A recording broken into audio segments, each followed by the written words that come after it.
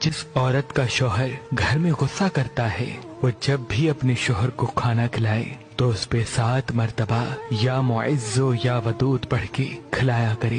اللہ کے کرم سے وہ اپنے شوہر کی محبت پائے گی. یہ جو آیت ہے اس آیت کو اپنے پلے باندھ لیجئے، اس آیت کو اپنی زندگیوں میں شامل کر لیجئے. میں تو کہتا ہوں اس آیت کو لکھ کے اپنے پاس، اگر آپ کے پاس گھر میں کوئی ویژن بورڈ بنا ہو اس کے اوپر لگا لیجئے. وَمَن يَتَّقِ اللَّهَ يَجْعَل لَهُ مَخْرَجًا وَيَرْزُقْهُ مِنْ حَيْثُ لَا يَحْتَسِبُ. اللہ تعالیٰ فرماتے ہیں جو اللہ تعالیٰ سے ڈرتا ہے، اللہ تعالیٰ اس انسان کے لیے کسی نہ کسی جگہ سے جہاں پر بھی وہ پھنسے گا اللہ تعالیٰ اس انسان کے لیے مخرج بنا دیں گے. اللہ تعالیٰ اس انسان کے لیے نکلنے کا رستہ بنا دیں گے. اللہ تعالیٰ اس کے لیے مشکلوں کو آسان کر دیں گے. اس کو پتہ بھی نہیں ہوگا کہاں سے اس کے لیے کوئی بندہ اٹھے گا، آئے گا، اس کی مشکل کو حل کر کے چلا جائے گا. یہ ہوتا ہے زندگی کے اندر. میں نے اس کو فیل کیا. آپ میں سے بہت سارے لوگ اس بات سے ریلیٹ کر سکتے ہوں گے کہ کس طرح سے جب زندگی میں آپ کے سامنے مشکلات کے اتنے بڑے بڑے دروازے آ گئے کہ سب راہیں بند نظر آ رہی ہوں تو پھر کوئی نہ کوئی اللہ کی طرف سے غیبی مدد آتی ہے اور رستہ بن جاتا ہے. خود بخود رستہ بنتا ہے. لوگ خود بخود آپ سے اس بارے میں بات کرنا شروع کر دیتے ہیں. لوگ ڈھونڈتے ہوئے آپ تک پہنچ جاتے ہیں کہ یار اس بندے کا یہ مسئلہ ہے، اس کو حل کرو.